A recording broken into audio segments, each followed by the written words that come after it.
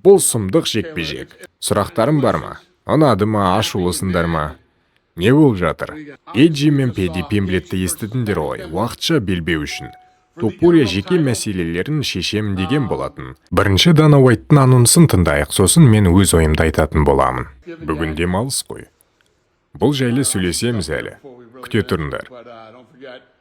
UFC 323 6 желтоқсанда T-Mobile аренада болады.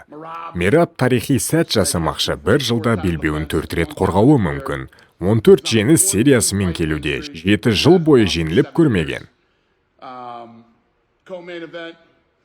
Коу-мейн ивентте Пантожа мен Джошуа Ван. Пантожа 8 жеңіспен келе жатыр, тоқтату мүмкін емес. Ең жеңіл салмақтағы мерзімнен бұрын ең көп жеңген Пантожа. Джошуа Ван болса ең қызықты жекпе-жектердің бірін көрсетті. Брэндон Ройвелға қарсы. Мақұл, бастайық. Сонымен, Эджи мен Педи Пимблетті естідіңдер ғой, уақытша белбеу үшін. Топурия жеке мәселелерін шешемін деген болатын.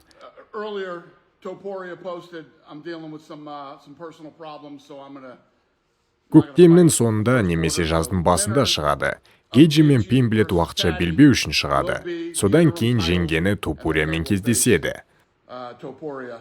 Джеге, өкінішке орай біздің Шавкат Рахмоновқа белбеу үшін таласуға мүмкіндікті жақын арада көрмейтін секілдіміз. Себебі Ислам Махачевке Камару Усманды бермекші деген сыбыстар жүруде. Бұны атақты Ариэль Хельвани журналист айтқан болатын. Ол осыдан бұрын Джастин Гейджи мен Пимблеттің жекпе-жегін алдын ала айтқан болатын. Сондықтан оның айтқанына сенсек болады. Енді неге Ислам Махачев пен Камару Усманды кездестірмекші? Бізде Шавкат Рахмонов, Майкл Моралес, Енгери, Карлос Пратес тұрғанда. Бұның бәрін Гейджи мен Пимблеттің жекпе-жегінен бастайық. Жеңіл салмақта белбеуге лайықты тек бір ғана жауынгер бар. Ол Арман Сарукян. Неліктен оны шығармай тұр? Себебі Илья Топурия үшін ең қауіпті қарсылас ол Арман Сарукян. Педи Пимблет емес, Джастин Гейджи емес. Сондықтан оны Топурияға жақындатпау мақсатында Топурияның өзі айтқан болатын: Арман, мен саған белбеуге мүмкіндікті бермеймін деді. Енді UFC үшін бұл қажет, себебі соңында Илья Топурияны Ислам Махачевпен шығармақшы. Бірінші, осылай Гейджи мен Пимблетті шығарады, Арман Сарукян қаңтар айында шығалмай әлі күтіп отырады. Илья Топурия әйелімен ажырасып, имуществосын бөліп, ақша мәселесі болып, сондай проблемаларымен әзір шықпайды. Бір көктемнің соңына қарай немесе жаздың басында шығайын деп тұр. Осы уақытша белбеудің жеңгені Джастин Гейджи немесе Пимблет Топурияны көктемге дейін немесе жазға дейін күте тұрады. Арман Сарукян болса осы уақытқа дейін тағы бір жекпе-жек өткізуі мүмкін, немесе тағы да бір жыл шықпай күтуі де мүмкін. Әрі қарай Топурия Гейджимен немесе Пимблетпен төбелеседі, ал Ислам Махачев Рамазан айынан кейін дәл солай көктемнің соңы немесе жаздың басында Усманға қарсы қорғайтын болады. Себеп Усман дәл Топурия сияқты ең ыңғайлы және қауіпсіз жекпе-жек ол Усманмен жекпе-жек.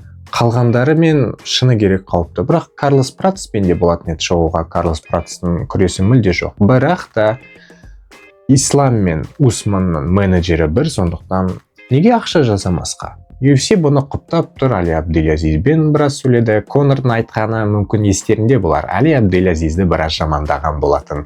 Әзір көбі бұнымен келіседі деп ойлаймын.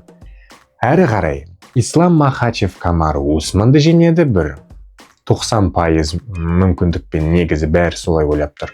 Ал Илья Топурия Джастин Гейджи немесе Пимблетті жеңеді, дәл солай 89-90% шанспен. Онымен қоса Европа елі үшін Топурия мен Пимблет жекпе-жегі өте маңызды. Бұл супербой деп айтылады.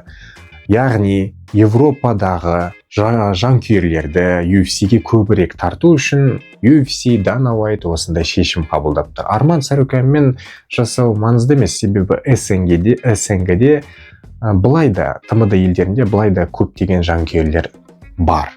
одан Армениядан көп бір ауқымды ештеңке алмайды. Ал Еуропада ақша көп, жанкүйерлер келсе көп табады. Ақша, барлығының түбінде ақша тұр. Одан кейін Топурия жеңеді, Ислам жеңеді. Ең әзіргі таңдағы қызықты жекпе-жектердің бірі. Конор мен Хабибтан кейінгі екінші орында десе болады. Ислам мен Топурия кездеседі. Ол енді келесі жылдың күзінде немесе қысында бола ма белгісіз.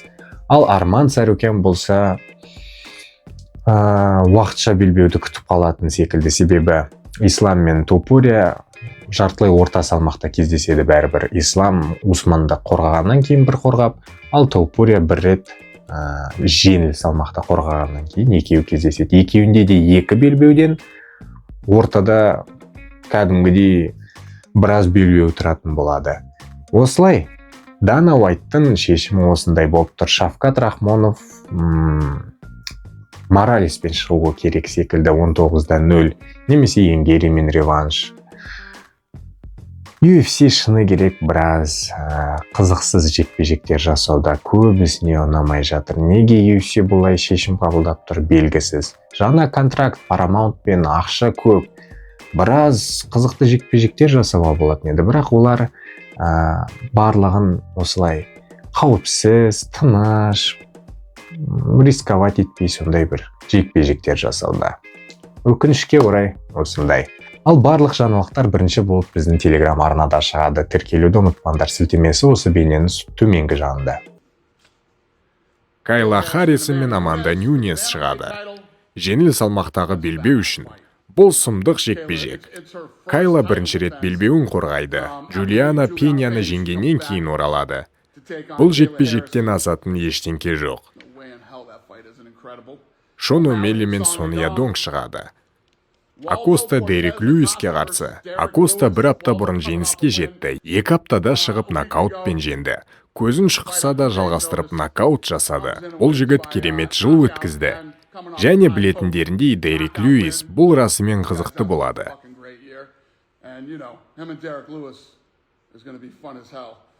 Арнольд Аллен Жан Сильвамен шығады. Александра Грасо Роуз Наманюнес. Және 1 сағат бұрын ба, 2 сағат па, қашан болса да Умар Нурмагомедов пен Дэвидсон Фигерейді шығатын айтқам. Дәл сол картта. Және тағы бір нәрсе жариялаймын. Бұл ақылы көрсетілім болатын білесіңдер ғой Paramount Plus пен. Тіркелу үшін ғана төлейсіңдер. Үнемі сендерге айтамын ғой. Маған жаңа шоу ұнады, бұл Landman. Бұл ең керемет шоу.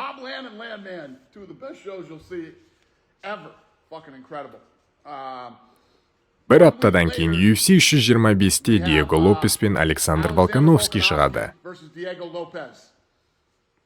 Сонымен UFC 325-те 31 қаңтар Сидней, Австралияда Волкановский Лопеске қарсы. Тағы да жекпе-жектер бар бұл картта, сосын айтамын сендерге. Қалайсыңдар? Бәр жақсы ма? Демалыстарың қалай өтуде? Сұрақтарың бар ма? Ұнады ма, ашулысыңдар ма? Не болып жатыр?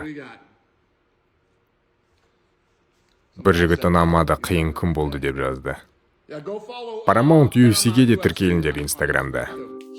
Сонымен осы өкінішке орай UFC бізді таңғалдырмай және көңіл күйімізді бұзуда. Болашақта енді бір нәрсе өзгереді деп ойлаймыз, бірақ білмеймін, мен бұған сеніп тұрған жоқпын. Сендермен болған мен Иманғали, Солайде арнасы. Тіркелуді ұмытпаңдар, барлық қызықтар тек біздің арнада болады. UFC жайлы, MMA жайлы, поп MMA барлық жайлы. Хош болыңдар, аман, сау болыңдар.